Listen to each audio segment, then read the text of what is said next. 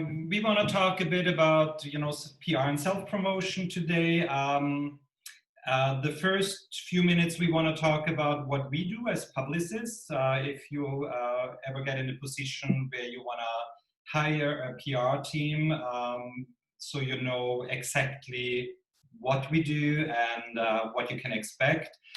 Again, I'm Thomas Mikusz, and I'm Chandler Poling. I'm originally from Minnesota, so I've got a lot of Nordic people in my life, so it's good to be here. All the Andersons and Ericsons and everybody. And I'm Austrian, and I have a Berlin Cup today. So, how does that work? Why does it not? So today we talk about, as I said, publicity, what we do. Then we'll talk a little bit what you can do, how you can promote yourself through web presence, networking, what PR materials you can collect and should collect from the beginning on when starting to work on a project. And we'll also talk about social media. So when you hire a PR campaign, we often get asked, when should I hire a publicist?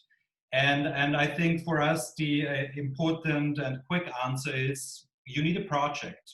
You need something that we can promote, a video game, a television show, or a film. And also what's important that we work primarily in America, so in the US and in the UK and some Nordic countries. But then we have our colleague Valerie Dobellare at Postbills PR who does all the European countries.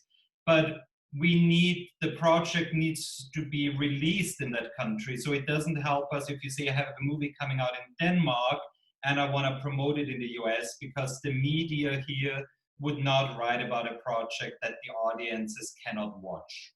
So that is basically the quick answer. You need a project that the audiences can watch. And that can be at a film festival. We work with a lot of European composers that have films at Cannes, Berlinale, but also at Tribeca in New York, at Toronto Film Festival, or for independent film, the biggest festival for us is Sundance Film Festival in Park City in January.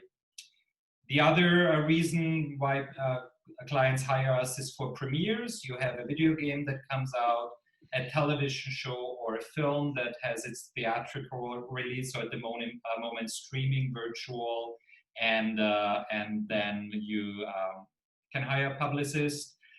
Something that is very US specific, I think, is award campaigns, Emmys, Golden Globes, Oscars, BAFTA awards. And for that, it's not just enough to enter for those big awards. You really have to run a campaign, which sometimes goes, like last year we worked with Hildur Gunnardóttir, and we started in June and it went on till March, because it's such a long, the film premieres, and then you have to do a lot of work, and I'll talk about that a bit later. A big thing that we have at the moment is not only soundtrack releases, but also solo album releases, your EP. So we help a lot to get the word out about that. And then concerts, panels, and networking events, which I'll talk about when we go to the film festivals. So some of the film festivals, we work with Venice, Toronto, Sundance, Cannes, Berlin. I'll have a slide later with more European film festivals, also like Rotterdam, Aubagne, etc. And at film festivals, we work very short. It's probably only a month, because by the time we know that the film is going to Berlin, for example, or to Sundance, and then we only have a short period of time to work on it, mostly a month.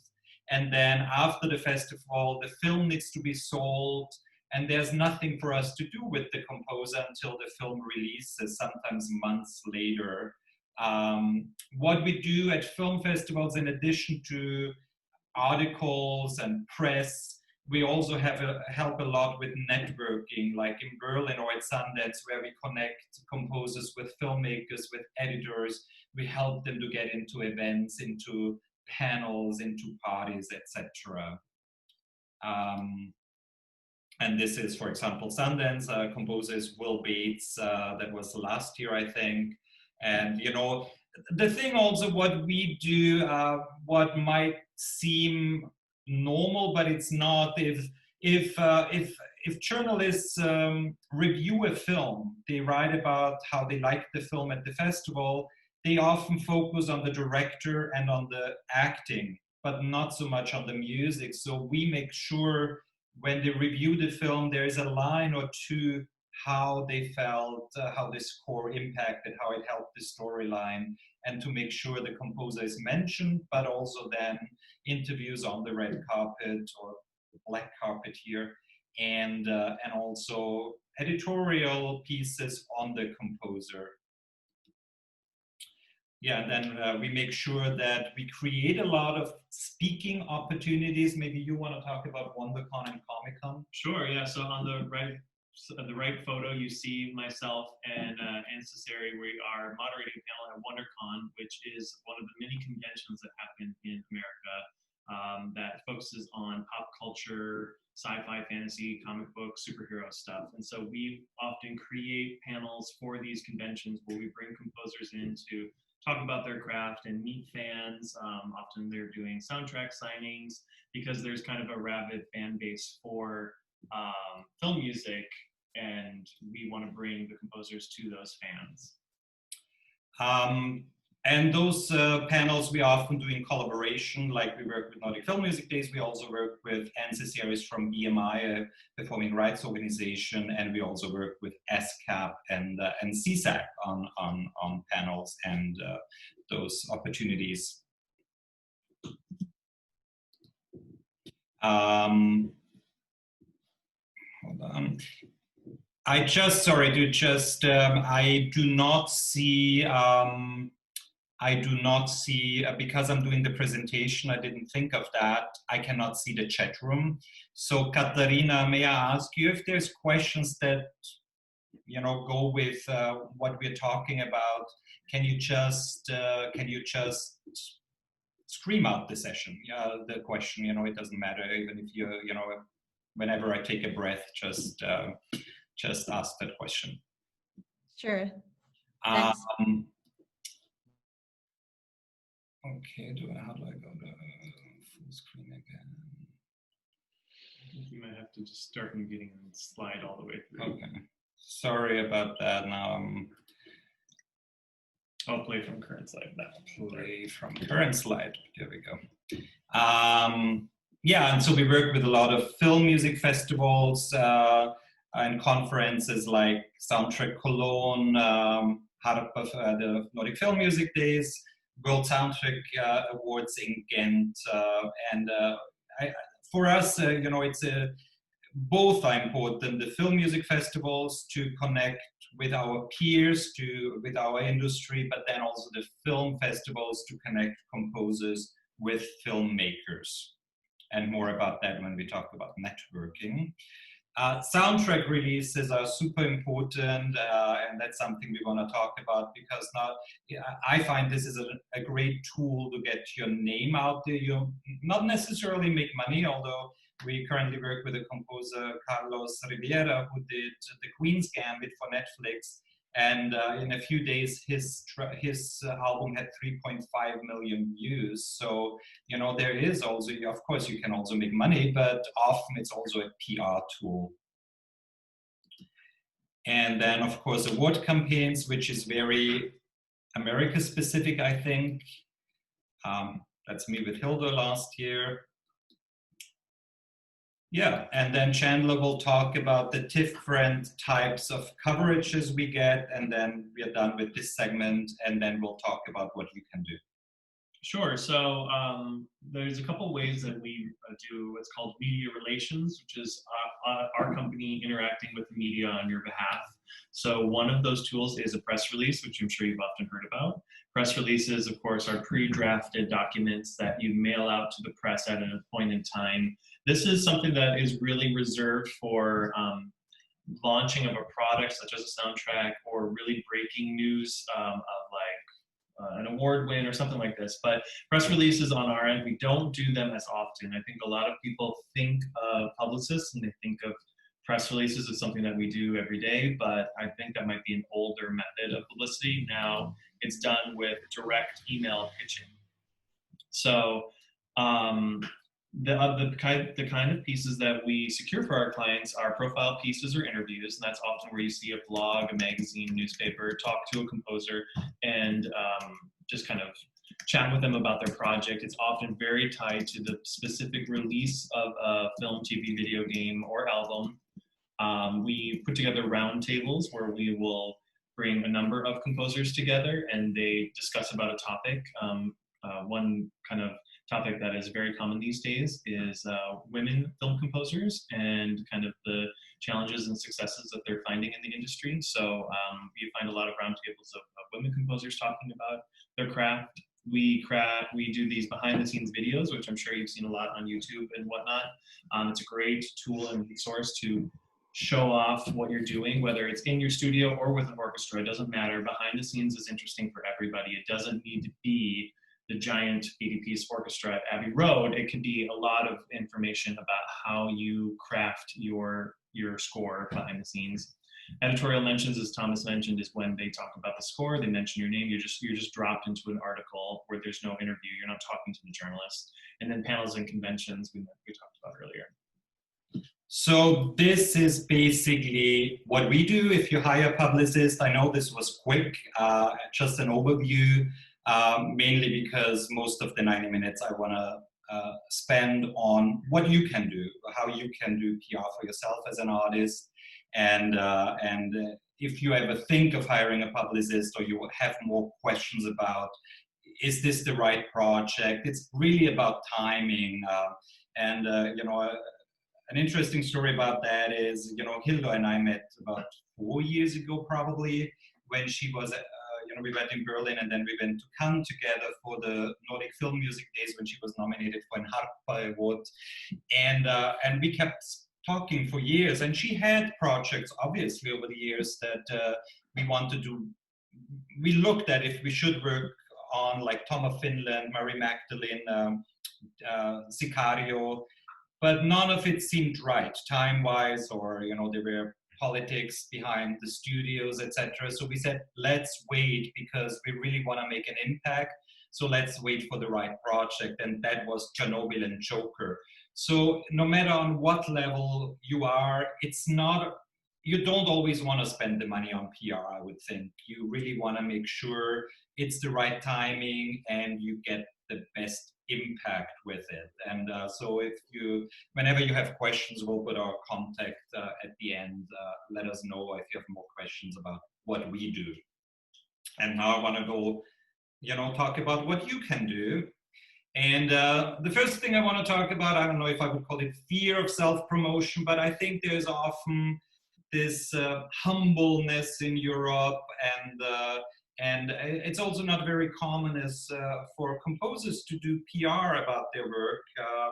There's more and more. We work with a lot of, you know, Icelandic, Swedish composers, but often I feel, or I've noticed when I go to film festivals or red carpets with European composers, that they don't even want to like walk the red carpet because there's this fear of taking away from the director, taking away the spotlight from the actors, and you just have to understand that first of all, journalists want to talk about the music. There's really a need out there. There is, you know, people want to hear from composers about the music, and the only one that can talk about the music is you. The actor cannot talk about the music. The director, only limited, he might be able to talk about the collaboration, but really he cannot answer questions about the music. So that is you,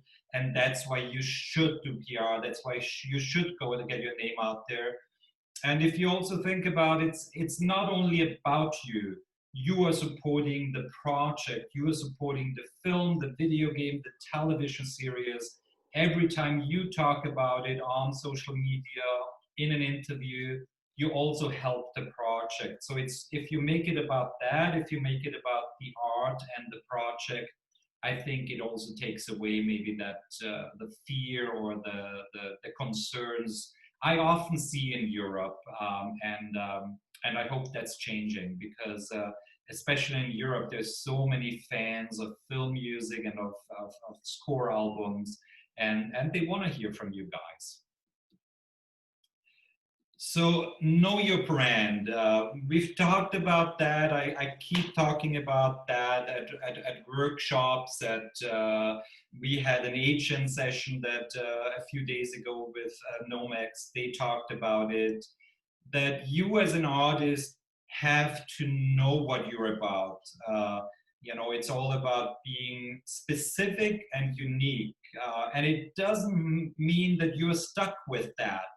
That's just, you have to know who you are as an artist today, right now. It doesn't mean it can change. It doesn't mean it can transform. And just because you are a composer that does horror film at the moment, it doesn't mean you have to stay there, but you always have to know what your brand is. And I think it's something as an artist that you might want to re-examine every few years and say, okay, where am I today? Where is my passion? What am I about? What is my music about? And the brand is not just the genre you work in. It's different sides. And Chandler will talk about all these different elements of what your brand and your specificity and uniqueness is. Yeah. So the main thing, of course, is your musical style. Are you somebody that focuses more on dark electronic music? Are you more romantic orchestral? What is the style that you love to do, that you're really good at, that you find to be your biggest strength?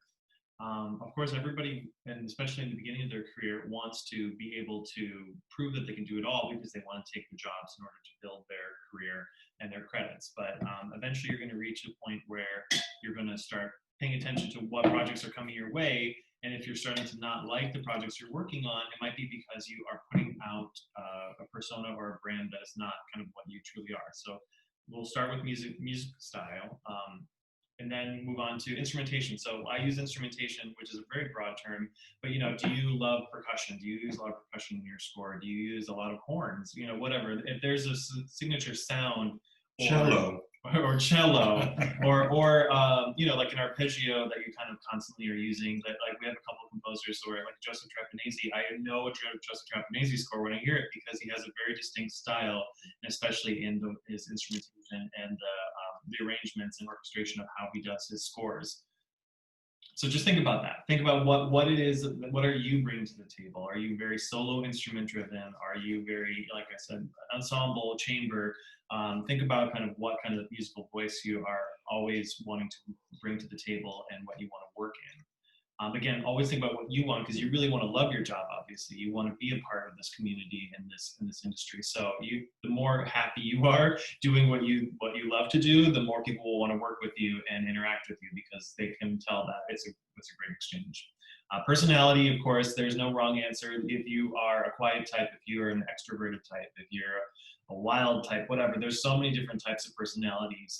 Just know what your personality is, and don't think you have to put on a persona in order to get work. Everybody wants to work with people that they're attracted to, that they think are creative. Your look, again, there's no wrong answer here. Are you a messy type? Are you clean type? Are you any type? Whatever you are, it's just know that your look is part of your brand. So when you go into meetings, when you're on Zoom, how are you presenting? How are you dressed? How is your background? Is it a mess? Is it a clean backdrop, like where you're using some sort of board or flat wall?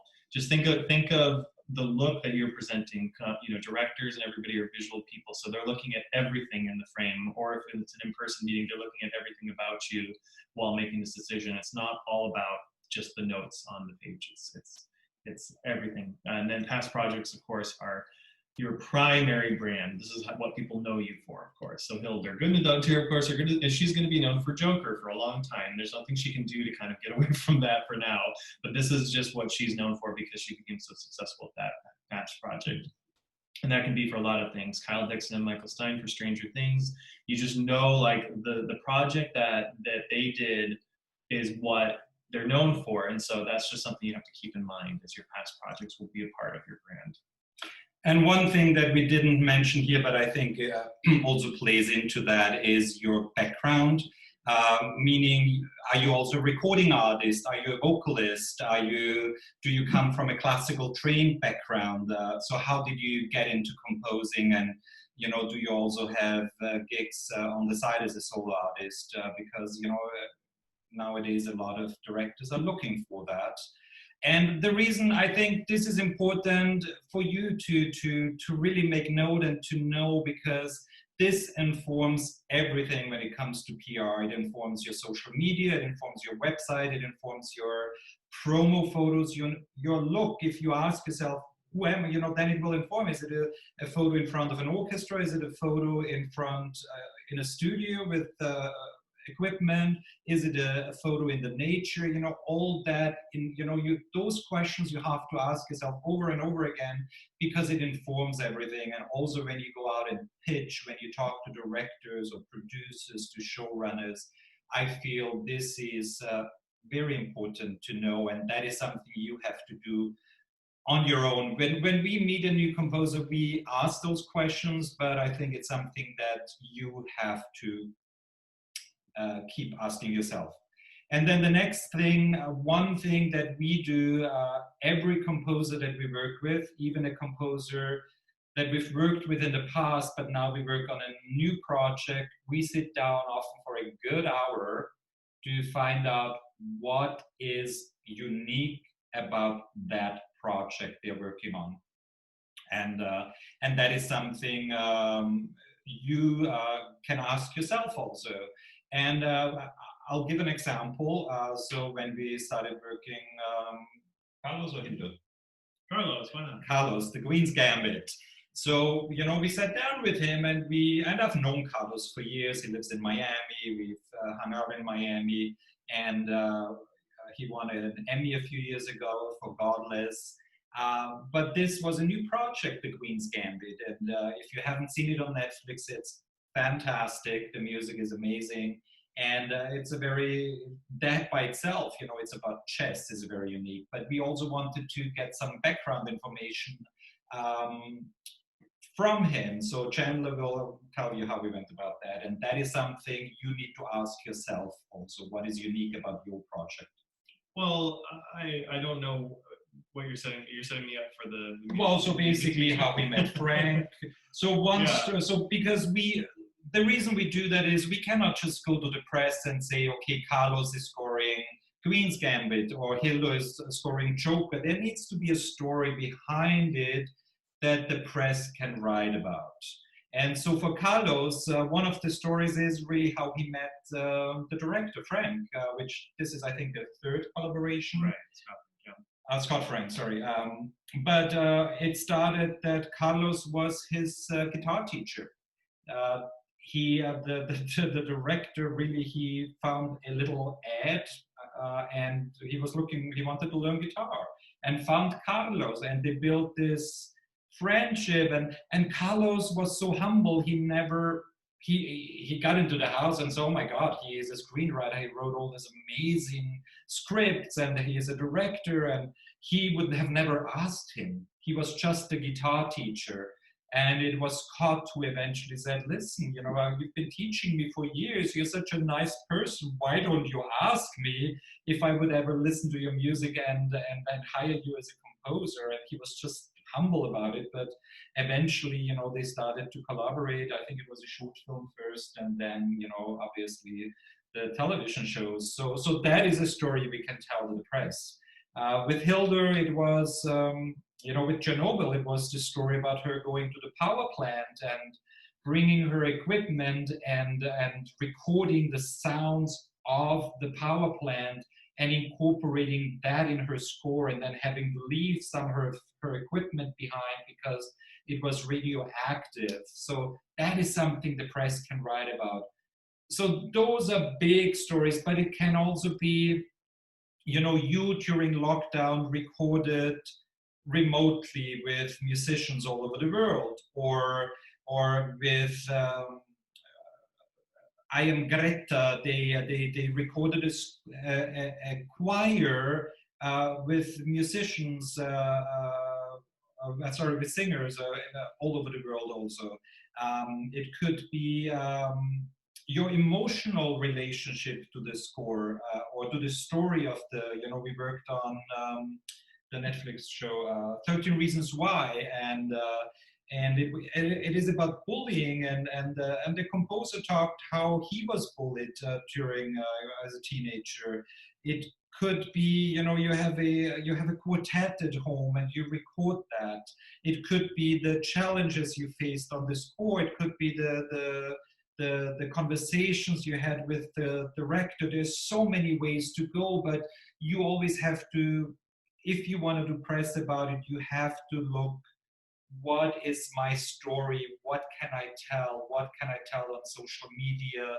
How could someone benefit from my story? How could someone learn from what I have done? And just by saying I scored that and here is the product is not enough. And I swear there is always a unique story you can tell. If you do a little soul searching, if you talk to someone, if you ask yourself some questions, there's always something unique, and it's really important if you want to do PR. Yeah, absolutely. So here are some tools if you want to do self-promotion, and Chandler, if you want to talk about it. Sure, absolutely. So obviously, your website is definitely a social self-promotional tool. When people Google your name, what comes up?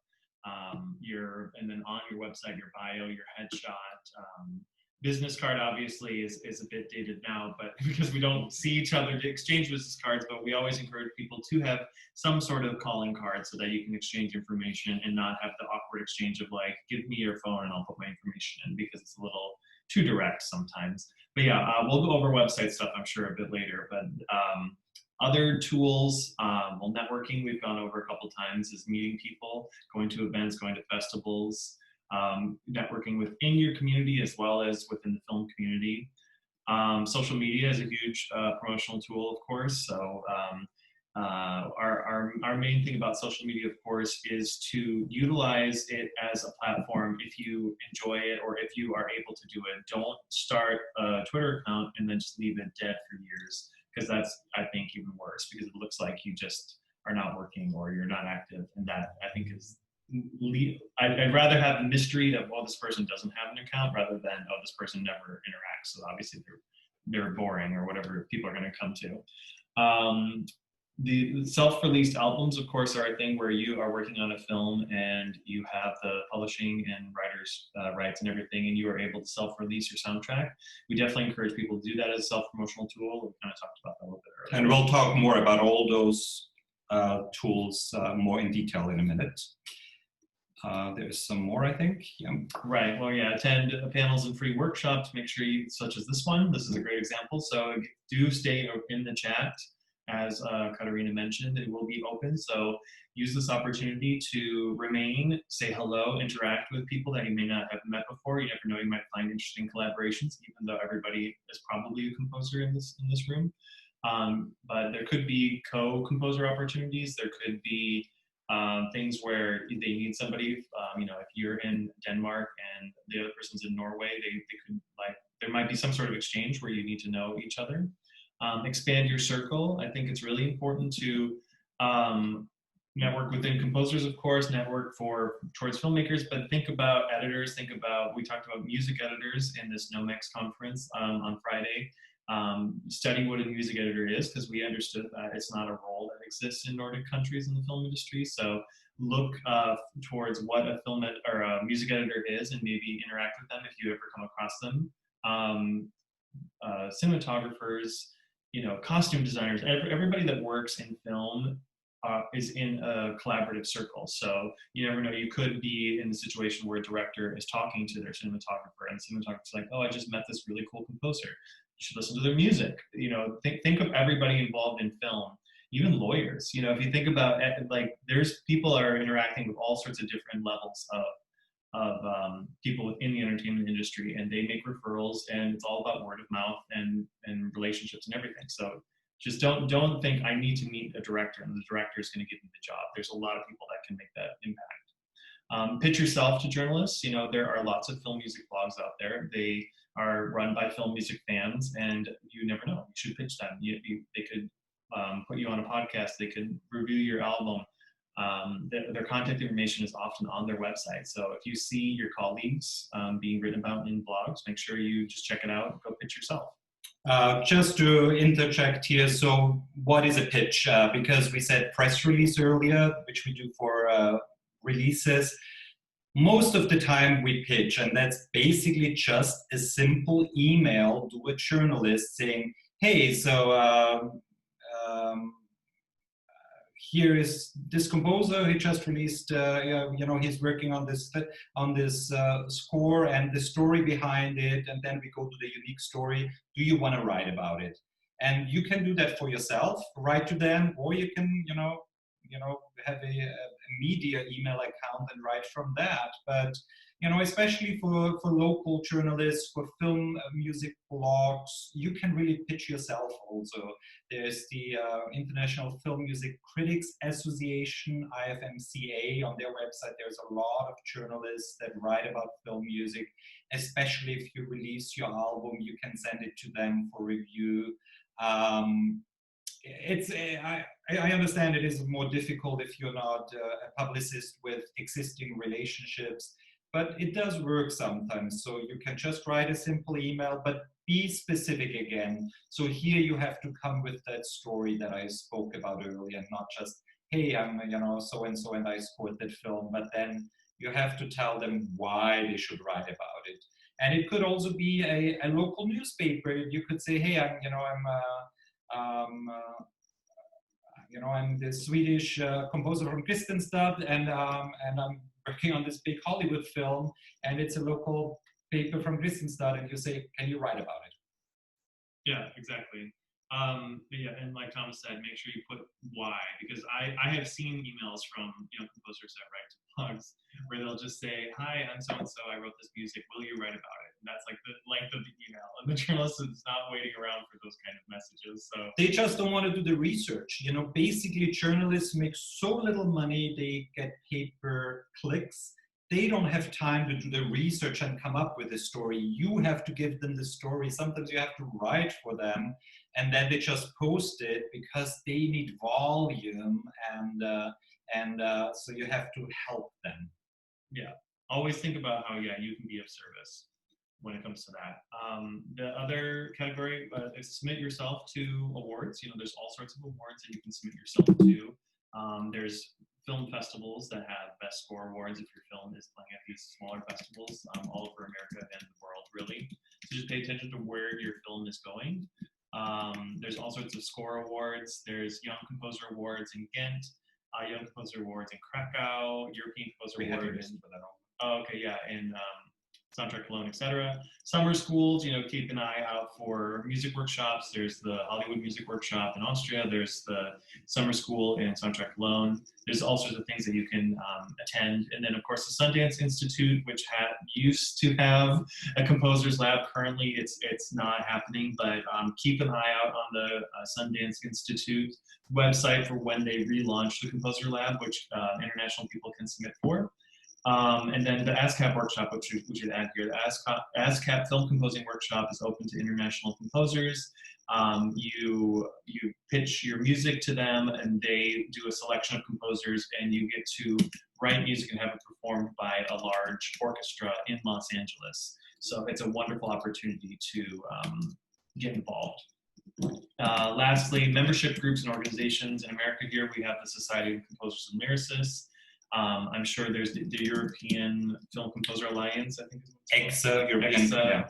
We'll have a slide about that. Yeah. So there's just pay attention to what your organizations are out there and participate in them. So here are some film festivals we talked about, and just so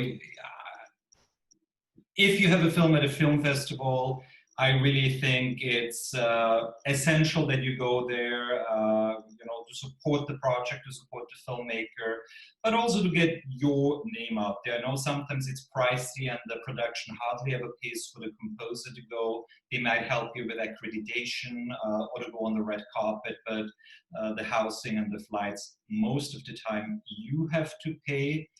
So some of the A-list festivals, and I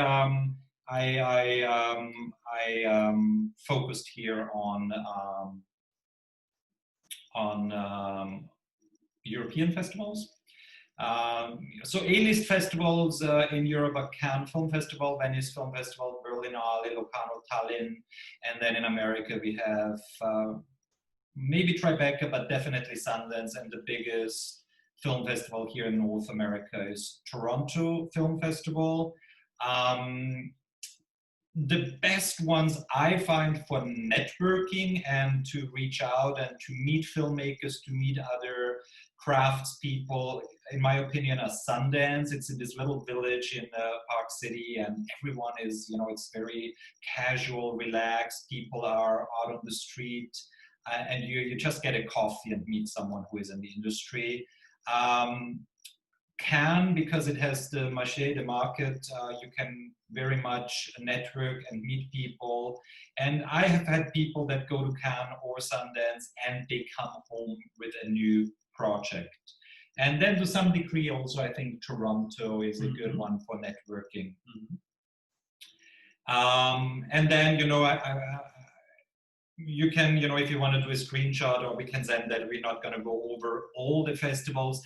I just put them on there because you also want to know, if you have a short film, you might go to a different festival than if you have a documentary or if you have a narrative feature. So also make sure to know where you want to go in your career and then target the film festivals based on the field you're working in.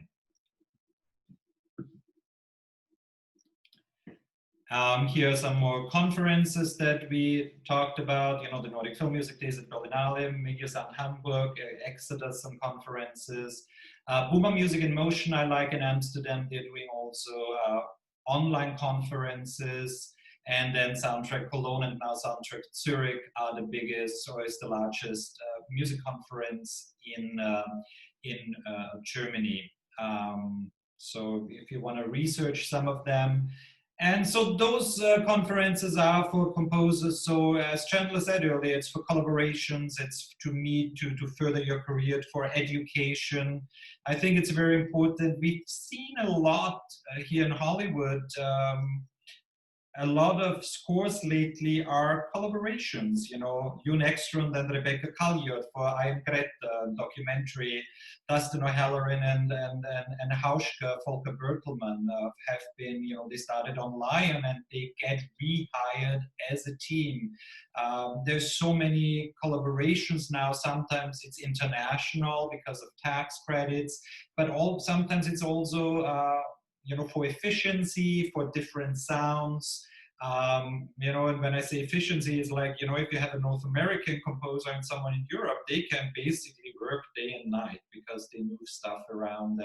And we see more and more collaborations, and it's something you might want to look into. If you're a young composer and going to those conferences, you might find a more seasoned composer who is looking for an assistant or for a ghostwriter.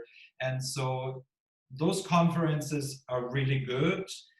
But then also, as Chandler said, I cannot stress that enough and urge you, because composers are so used to be in their studio and then they go to composer events.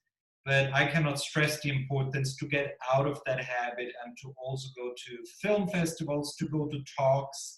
I directed talks. BAFTA in London does those, a lot of them for free, and I'm sure your local academies or director associations. Meet film directors, meet picture editors, meet camera people.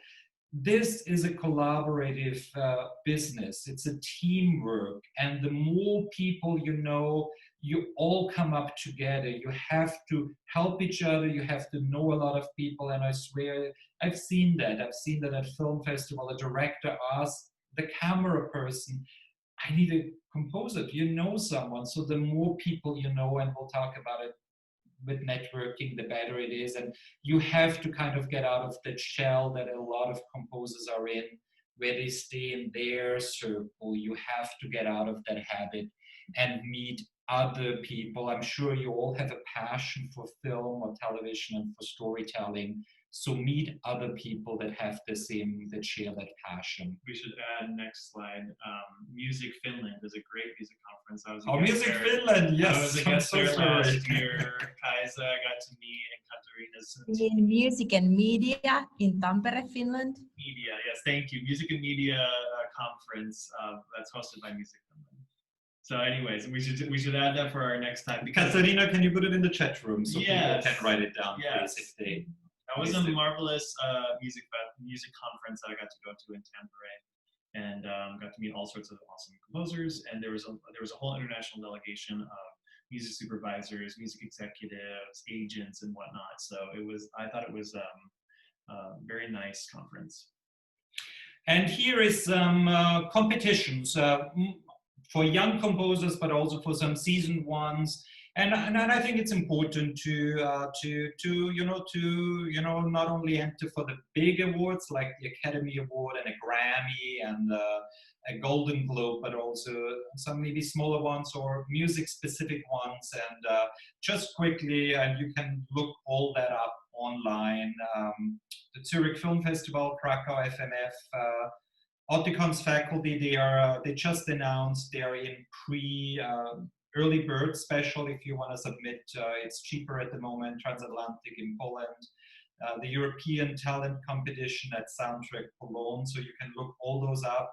The only one I want to talk a bit more because it's very dear to us and we think it's a great competition is the World Soundtrack Awards, which has different awards. And Chandler will talk what you can submit to. Well, yeah, they have a young a young composer. It's not, you don't have to be European. But they have a young composer award. And they do 3 finalists, and you get to score to existing film. You basically get to create an original score to an existing scene of a film, and then have it presented at the World Soundtrack Awards live when it is live. And then one person will get to win, I think, 2,500 euros or something like that, and some other prizes. But either way, it's the exposure most of all. Yeah, you get exposure to basically, because every agency, music executive from every studio, everyone that's involved in our side of the industry in Los Angeles is paying attention to the World Soundtrack Awards. So if you win the Young Composer Talent Award at World Soundtrack Awards, it's a great exposure to our industry. And they also have the Discovery of the Year, the Film Composer of the Year, Television Composer of the Year. Public Choice of the Year often is international composers because the world is much larger than America. So definitely pay attention to the Public Choice Awards. That's voted by the public. So next year, if you any soundtrack that is released to the public within the eligibility window of the World Soundtrack Awards is eligible for Public Choice and for any entry really. So make sure that, especially with Public Choice, you can control. Get your whole network involved. But like composers from Turkey, Raman Altan won 1 year.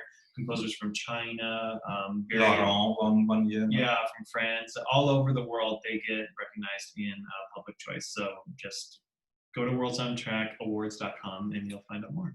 And the reason we are mentioning those competitions, and then also, if you're eligible for an Academy Award to submit or a Grammy, do it, because it's important to get your name out there, to be seen in the industry, to have your name published, to be on a short list maybe. And it's industry people, and the more people see your name over and over again, the more they pay attention to you. And then here's some organizations that we've talked about beside all the Nordic organizations. So if you just want to also look at that and maybe take a screenshot and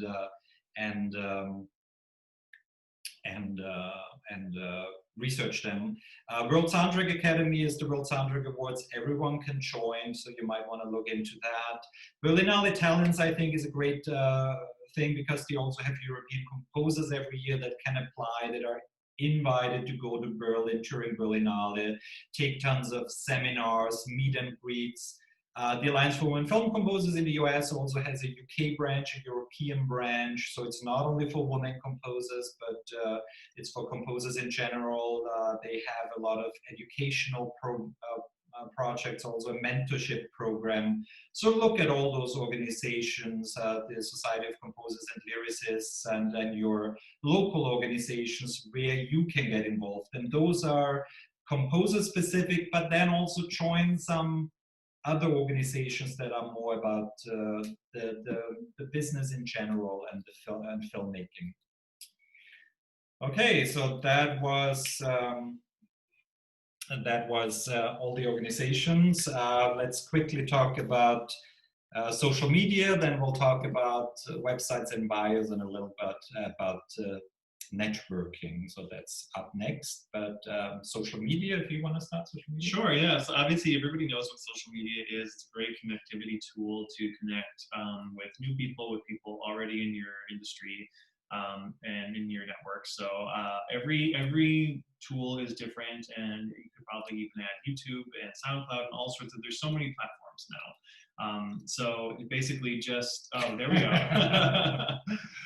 Anyways, yeah, the point is, and I said this earlier, you know, utilize social media as the tool that it is to connect with people, to socialize, to get the word out about what you're working on, but don't feel obligated to use it. Don't, you know, have profiles because you feel like it's necessary. It's not necessary. It's just a tool. It's just added exposure.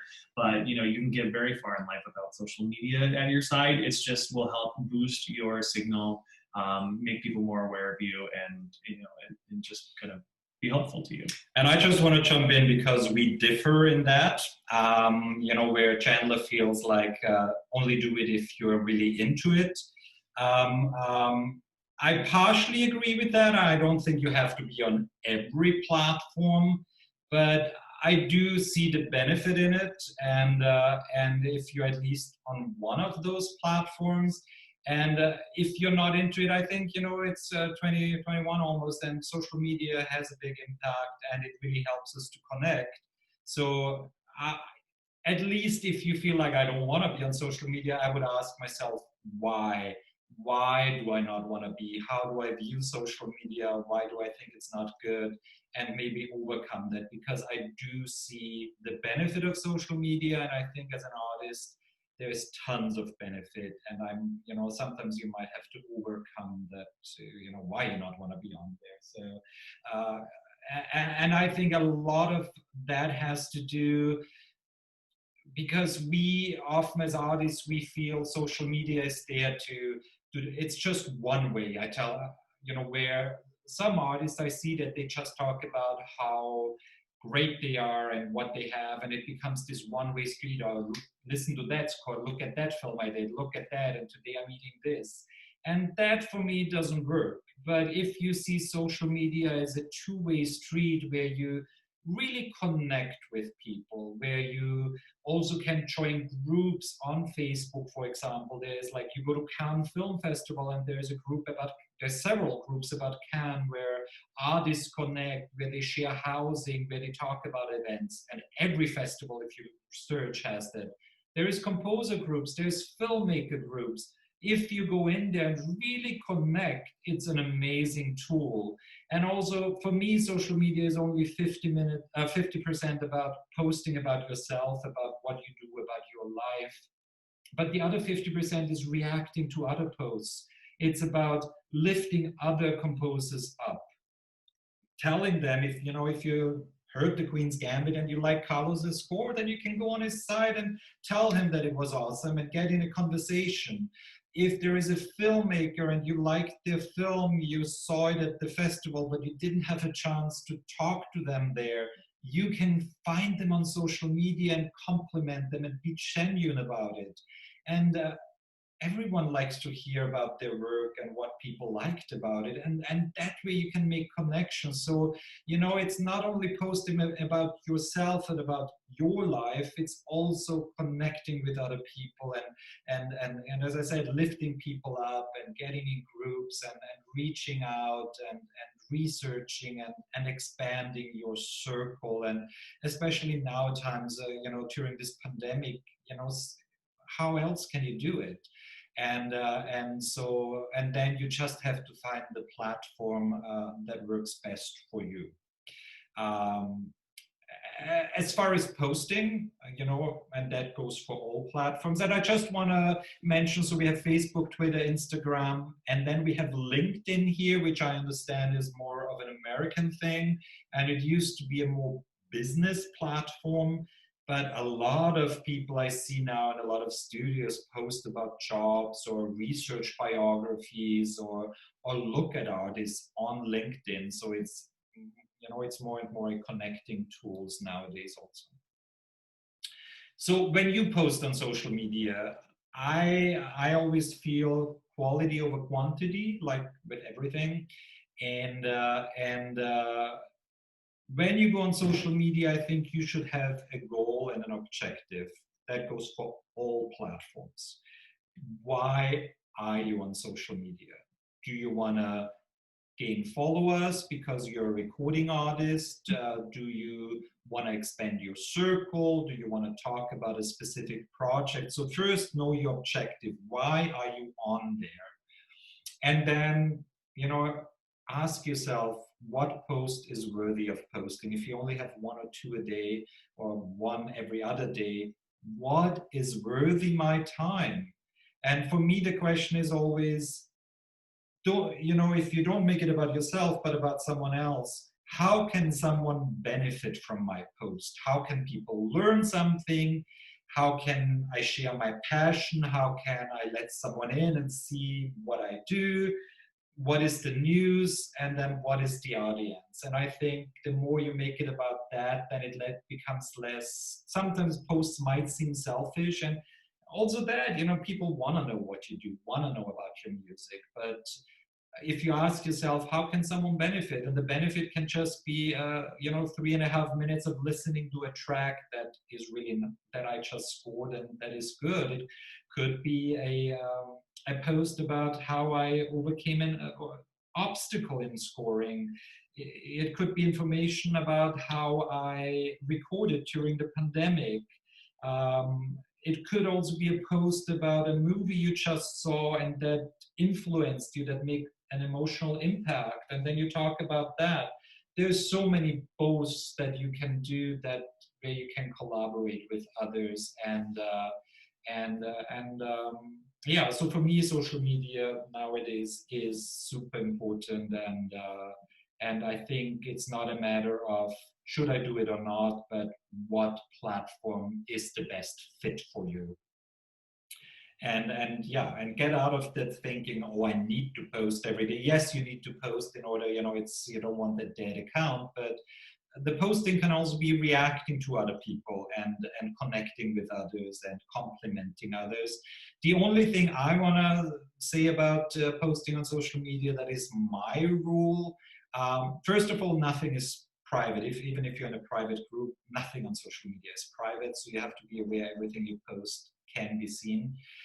And my rule is, I don't ever want to post anything negative about someone's artistry because, it's my opinion, and be it a filmmaker, be it a composer.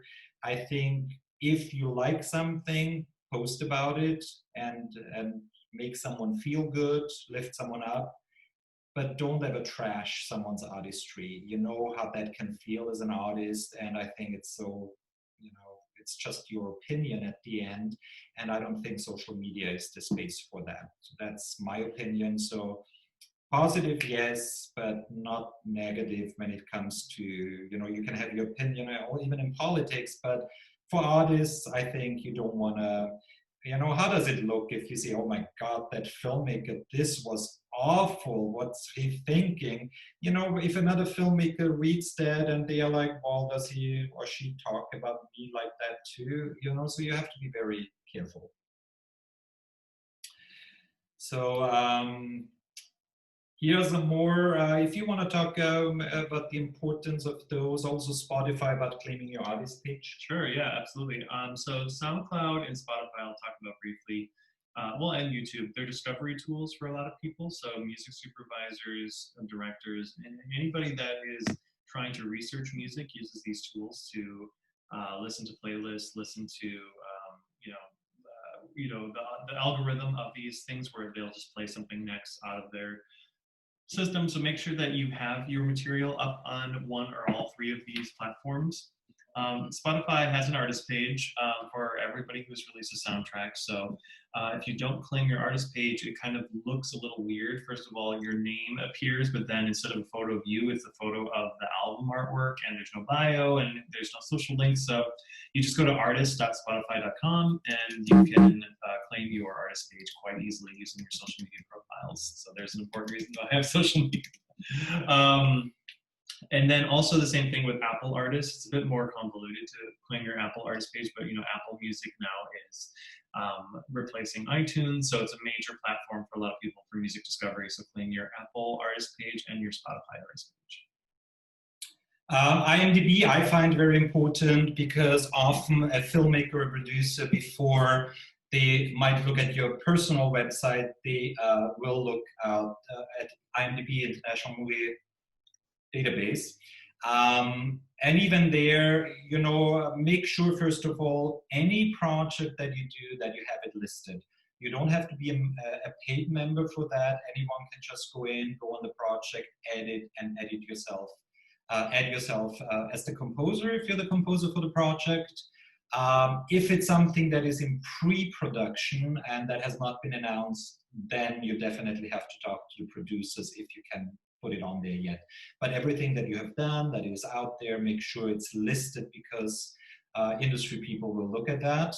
Mm-hmm. And then you have the option to become a premium member. In the United States, that is $144 US per year. And I would recommend doing that because it gives you more control about your biography, about the photos you want to put on, videos. But what I find important for paid members, it gives you the opportunity to research, to find contacts for producers, for agents, for sometimes music supervisors. Whatever they have listed, that is only visible to paid members. And I think it's worth, just for the research, to become an IMDb member. And then we have composers, they use the IMDb to look at what projects are in production, what is in pre-production. And then they look up the production company, and then you can write them and send them, especially if it's someone where you feel you're a fit as a composer, pitch yourself as a composer. Wikipedia is listed, but it's very tricky because it's a community-based site. You need to know HTML, and you need to kind of have articles to confirm everything that you write on there. But I feel that's if you're a well-known composer, you might also want to have a Wikipedia page. And we talked about that. The reason I put it here is because when you do PR, when you do social media, when you want to do that, let's say you have you're doing this little film, small budget, it's a Norwegian film. You work with this indie filmmaker, and you record a string quartet at home, beautiful score. The film goes to Sundance Film Festival. They sell to a big US company distributing. The film blows up, has a premiere 6 months later, and then you want to do PR, and then you're like, you don't have any photos of that scoring session. You don't have a photo of you with the director from the initial meetings, and you have to, every project you do, no matter how small or big, from the beginning on, collect that, record everything. If you have a big recording session at Abbey Road or a small one at home, if you do them individually on Zoom, take photos, take screenshots the first time you meet the director. take a photo. If you're allowed to do a video, do that. Kind of also write down what are the initial notes, what are the initial conversations you had with the director about the score, because later on you might need all that and you cannot recreate. So any project, and even if it's just for your personal use or for social media later, make sure to collect that, because we see that over and over again that composers forget about that and then it's done. You cannot do it. If you have a scoring session, for example, at Abbey Road or any of the other, Budapest or Sofia, wherever you record, Iceland, then if you're able to do a little video, or even if you are there and you can do a little, just a 3-minute interview with you about the music, and especially if the director is there and you can shoot a video, best if you can have a crew there, or even if you do it on your iPhone, and having the director at the studio talking about your score, that's priceless. And if you can get that, do it early on. Again, you cannot recreate. Is there anything else? I mean, as I said, that was something we couldn't get, unique visuals of instruments processing field recordings. With Hilda, we didn't have a single photo of her being at the power plant. It was just a story we were able to tell. Yeah, but it would have been super powerful if we had some sort of documentation. Exactly. So yeah, make sure you're getting that whenever you're doing something interesting, even if you don't think it's interesting, just document it somehow. Yeah, and what press likes, and also on social media, you have your artist photos, but press, the big outlets, Variety, Hollywood Reporter, Rolling Stones, they are not interested in your headshot. They want to see you in action. And that is something you have to get. You playing the instrument, you're talking to the director, you at the recording session, you are, researching. That press loves those photos, and also on social media that will get shared. Yeah, you don't always need to be the conductor either. Yeah. A lot of composers get hung up on the fact that they don't want to conduct, and they think they have to conduct or fake a conducting photo for press, but don't. Just do. Yeah, if you're not the conductor, don't fake it, and just have a photo of you in the booth, or you with the conductor, and you with the musicians. Because you also want to share that and give the love to the orchestra that made your score sound phenomenal. Yeah, here's a bit more of the recording sessions. That's a great example. So Freddie Wiedmann is the composer, and he's not the conductor. He is a Swiss composer living here in Los Angeles, works a lot on German television, but mainly in animation here in Los Angeles. And but he is not the conductor. His wife is, and she is an amazing conductor. And that's East West Studios here in Los Angeles. So here is our contact. If you want to take a screenshot. And there's, some photos, of Dustin O'Halloran, Patrick Doyle. And I'll stop the share. There's still 2 things we need to talk about, but I don't have slides for that. So 2 things we haven't talked about is your website, including your reel and your biography. Obviously, both are tools that you want and that I think are essential. It's not necessarily that a producer will research on Google composer websites and then looks at your website first. But I think if you meet someone at a festival, if you make connections, you do want to send them the website where all the essential information is in one spot. And I've seen a lot of composers don't have sites, or they're difficult to navigate. You always have to put yourself in the shoes of the person looking at your website. And if it's a producer who doesn't have much time, don't make it difficult for them to navigate your website and to find your music. And for me, a website for a composer, the most important thing is your music. And if that's hidden under 3 sublinks, people give up. So if you build a new website or the 3 essential things, I guess, or 4, it's your biography, and it can be a short bio on the website. It's your music, hopefully a photo of you, so people, you want, a director sits with you in the studio. You want to kind of get to know you also, and your contact information. Contact information, one of my pet peeves is a lot of websites have a contact form and not an email address. And I hate that, because if I have to fill out a contact form, it takes forever. And I don't have an email in my outbox. If I click on the email, it opens my Outlook or mail. I send you an email, and I have it in my outbox, and I can follow up. Think about, studios, producers that write tons of emails. They're not going to write down, oh, I wrote Per Fried, and then I have to follow up. They go in the outbox and flag it. So make it simple for them. If you have a biography, make it short and sweet. And important for me, preferable on the landing page, have your reel, meaning your music. Industry people over and over tell me they do first listen to your music, they don't need it synced to picture. So that could be on a sublink. But it should have your music on the landing page, maybe 5, 7, maximum 10 different tracks that represent your work that it stands out, that you're passionate about.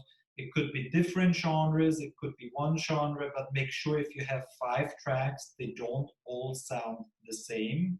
So you guide us through. It could be a SoundCloud link or disco or Real Crafters, whatever you want.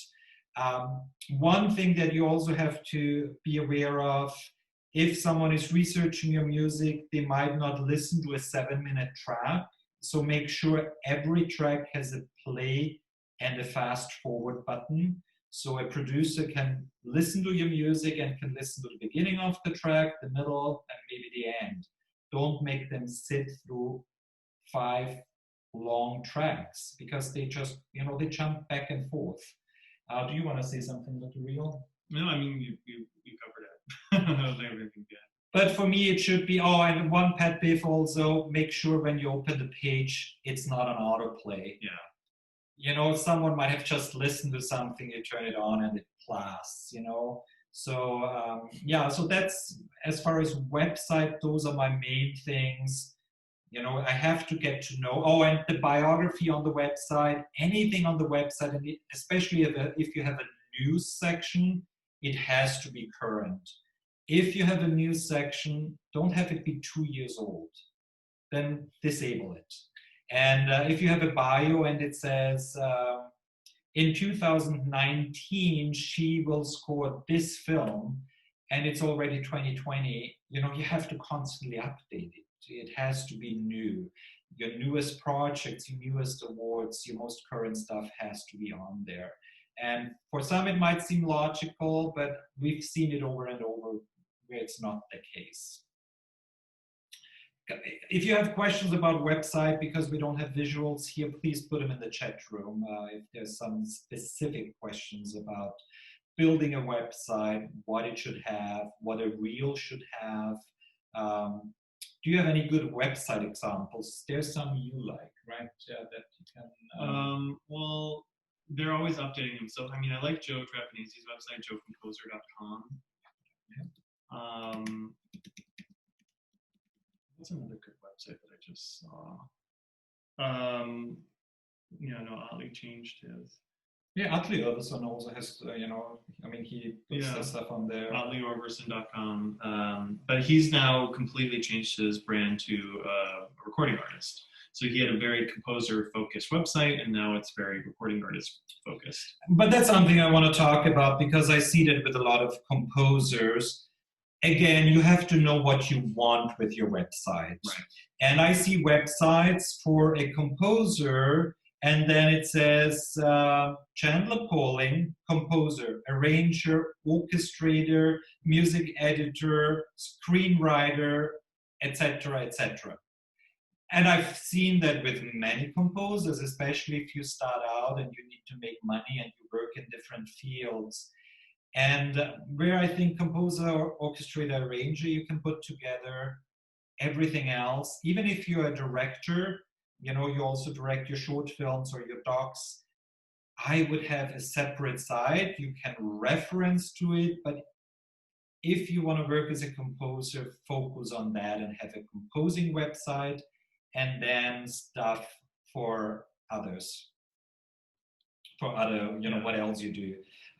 And even as a recording artist, I would separate it, composer for screen, and then you can have a sublink to your recording artist page where you might have your tour dates and all that. I think it's important for directors to know, but you don't want to mix it up. So separate those pages. That's something I always see. Unless you're a songwriter, I think it's important to include that. If you're a composer and songwriter, I think it's lyricist, songwriter, of course, that, you know, is the same realm. You can put that in. Before we go to networking, I also want to talk about biographies, some do's and don'ts. I see a lot of biographies. Well, some of them are way too long. You know, I think a short biography is 4 sentences, maybe 5. A regular biography is 2 to 3 paragraphs, but not a page or a page and a half. And I see that over and over again. Make your biography. A biography is not a resume. So you have more liberty in a biography to talk about your passion, to talk about your goals, to talk about who you are as an artist, where a resume is purely, she has done this and this and this and this. And a lot of biographies I see are the same. Hans Matthesen is a composer who got into composing because of his passion for music and for his love of piano playing. And I see those bios over and over again. And I think you want to start with a biography. Again, if you ask yourself, who are you as an artist? What is unique about it? And that's what you want to put on. Sorry for picking up your hands, I just saw your name. I haven't read your bio. But you want to start your biography with what is unique about it? What is unique about your style? It could be an award that you want, but I think the first paragraph, you have to draw the audience in and talk about what makes your music, what is unique and specific about you. That should be the first paragraph. The second paragraph should be about your most well-known projects. And then I think education can be at the end. It doesn't, you know, a lot of biographies start the first paragraph, which is the most important people read. They talk sentences and sentences about their education, which is important, but it's not what sells you, because a director might not care so much about your education, but more what have you worked on and what is your music style and who you are as a person. And that is the last thing. Put also something personal in there. It is about relationships. So put in your bio what you're passionate about, something personal, you know, that, you know, what you like. You might be an animal rights activist. Whatever it is, put that in. And in Europe, I also find very important to put in your citizenship and where you live. And that is for tax rebates and all that, you know, credits. You know, there's a lot of European, also US productions that look for maybe a Swedish composer or a Norwegian, and they need to know, because they might actually, you know, they might for tax purposes have to hire someone from that country. So if you're young and you're starting out, you might not have all those credits. So you need to fluff it up a bit. So in the beginning, you can, expand it a bit by, if you write about your credits, let's do Hilda as example. She could write, she scored the Warner Brothers movie Joker, directed by Todd Phillips, starring Joaquin Phoenix, which premiered at the 2019 Venice Film Festival. And you can do something similar to every project, production company. Sorry, someone is... I'll mute everyone. So you can write all that, but then the more projects you have, you can slim it down. I mean, for Hilda, she can just write, she scored Joker and won an Academy Award for it, but you can slim it down. But at the beginning, you can fluff it up with director names, with film festivals, with production companies. So you have, and especially if you work with directors over and over again, you want to put that in the bio, because it looks good. If a director hires you back, it means you're a good collaborator. And that's what everyone is looking for. Someone that you want to be in the studio with, that you have easy conversations with, that delivers on time. So if someone comes back, you are probably that person. And quick question, just the reel with scenes from films better than audio examples on a site? Yes, I'll talk about that in a second. Just to finish the biographies, the other thing you can put in to fluff it up is, what are your goals? And that goes to, so you are known for your horror scores, or you are pigeonholed in a specific genre, but you want to break out of that. You can put that in. As a young composer, you can also say the composer that influenced you, but be smart about it. If you are an electronic artist, don't say John Williams influenced you, because he's orchestral. So then put the names that are electronic artists. So a biography, you can stir the reader in a direction. And the other thing, we talk always about being pigeonholed into something. You can do that with your biography, you can do that with the website, and you can also do that with releases, with album releases. We just worked with a composer who is known. He has worked on television for many years doing comedy scores, and he wanted something darker, grittier, and so he released his album. And we sent it to the press, we sent it to music supervisors, so they can see a different side of him. You don't have to stay in the genre that you're known for. Sometimes then you also have to say no to those projects to open up to more independent film or whatever it is where you want to go to. So the question was, and one about networking and one about the reel. So so the reel on the website or even as a SoundCloud, you want to have a reel that is the music only, first of all. No visuals, so people can easily listen to your music. That's what music supervisors and industry people do first. And then you don't need it on the landing page. If you want, you can can have a sublink to YouTube, or you can have different clips, but it doesn't have to be on the landing page.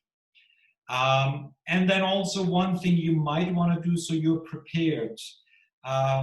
Put your best tracks on the landing page, 5, 7, 10, but then also on Dropbox or however you want to organize. You're always creating music, so organize that on Dropbox. So if you pitch for a film, you're at a film festival and you work a lot in a narrative feature and independent film, but you meet this documentary filmmaker and you want to pitch for that. And he said, oh, send me some music. So already have that organized. So on your Dropbox, you have a few cues that are more for documentary, then some that are for romantic. There you can organize. I don't necessarily think you need to have that on your website. There you just put your best stuff. But then you, as a composer, I do think you want to organize on your Dropbox or whatever tool you want to use into genres. So if you meet someone, it doesn't take days to send them a reel. You can do that right away and say, oh, here's my Dropbox link that I created for you, and this is for documentary, or this is some really dark music, or this is minimalistic, or whatever. But be always organized. And then there was Katarina about networking. What are the absolute not to be missed events for composers, and what should you concentrate in if you can travel everywhere all the time but need to choose once we can travel again? Yeah, I think I mentioned that. I mean, you know, I think, you know, the Nordic Film Music Days at Berlinale are great because it's very, you know, there's educational, you meet other composers. Soundtrack Cologne I like. First of all, you have to know what you want. Do you want to meet other composers? Are you working in documentary and want to meet documentary filmmakers? Then you might go to Sheffield or Leipzig. If you want to work in independent film, then you might want to go to Sundance or Rotterdam. If you want to do more bigger productions, you might go to Cannes. So it really, you have to ask yourself, why do I want to network? Who do I want to meet? And then, you know, I'm sure there's local film festivals. Go to them, watch movies, go up to the director, and pick those events based on what you want and meet. Do you want more education? Do you want to meet other composers, or do you want to meet industry professionals? Or a good combination is Aubagne in France, where, you know, they have the music awards, they have score awards, but and score music composer panels, but it's also filmmakers. So that question is difficult because it's about what you want, and there you have all those options we gave you. I think I would do some research and then feel, where are you at the moment and what do I want? And a few Aubagne, put that in this. And then a few notes about networking, because there's always this fear about networking, and people don't like networking because it feels like, oh, I need to sell myself, I need to go out there and I need to kind of like tell everyone how grand I am. And networking for me is the same as social media. It's quality over quantity.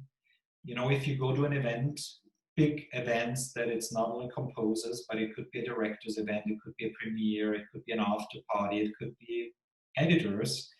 And, you know, if I meet the festival in one night, if I meet 2 people and it's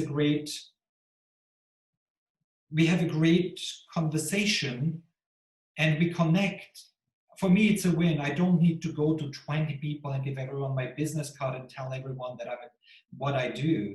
You know, I think 2-3 people, and it's a ripple effect, and it's a marathon. We are in there for the long run. Years ago, I met Per and Carl Fried in Cannes, and you know, it's you never know where it's going to lead, but I've seen that stuff comes back to you, and don't ever discard anyone. So if you go to a networking event in Cannes or at Sundance and you talk to someone, and I've seen that, you know, so what do? And the person says, oh, I'm a cinematographer, and you feel, no, I need to meet a director. And you discard that person. It's the most awful thing you can do, because the cinematographer, his best friend is a director, and he will recommend you. Make real connections. Look, what do we have in common? And it doesn't have to be filmmaking. It could be food, it could be politics. Just have a real connection. And I think that's the most important thing about networking. If you're not good about going up to people, bring your friend, bring your brother who can introduce you, but don't stick together, but help each other. You know, you meet so many people here. Go with friends and introduce each other. And follow up if you meet someone. It's so important. Don't just say, oh, I was in Cannes, I met all those people. Get their business card, get their email, get their social media, and immediately write them, because you will forget later.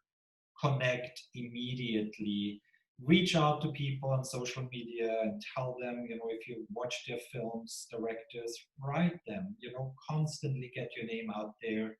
And And you know, I've seen some, Nainita Desai from England is so great. I see her at festivals and she really makes connections, and I see that projects come out of that, but it's not immediately.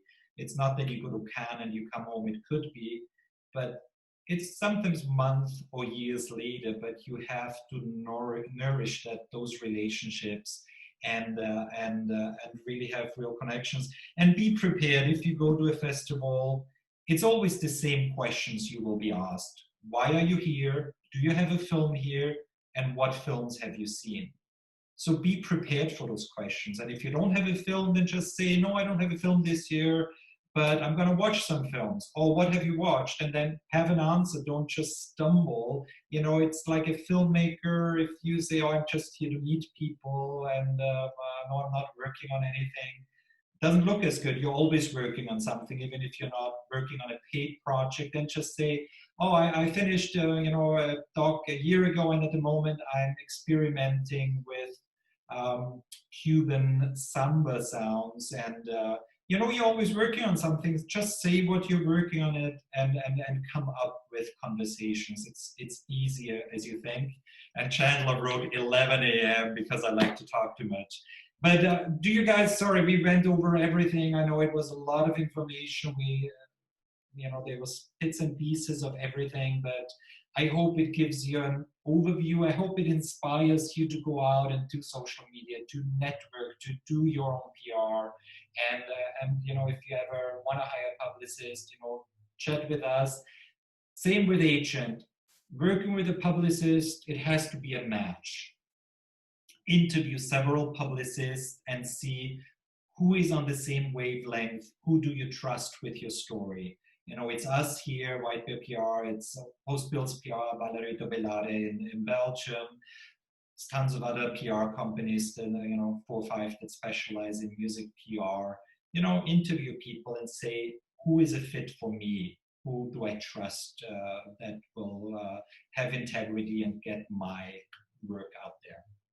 Anything you want to say? No, you said it all. I need to drink some water now. Loni, Katarina, is there anything you want to say before we finish? Check out Nordic Film Music Days, February 14 and 15. Next year, apply for NOMEX. I hope we can see some of you here in Los Angeles, and I hope we can all see each other in person soon and have some beer or wine, just toast to each other. Thank you, Thomas. Thank you, Chandler. You're welcome. It was very, very nice.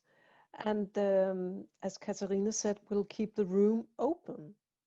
So you're welcome to use it to mingle and connect and reach out to people for fruitful later harvest. Mm-hmm. And for all the NOMEX people, for the 10 NOMEX composers, 11 with Carl, you all have the link that we used on Thursday and Friday. So we'll see each other in half an hour at 11:30. That's 8:30 p.m. Please come into the room 5 minutes early if you could, and then we have our session with Netflix. So we'll see you in half an hour in the other Zoom room. Thanks, everybody. Thank you so much, Chandler. Thank you, Thomas. So we'll leave this room open and Thomas can stop recording. Hey.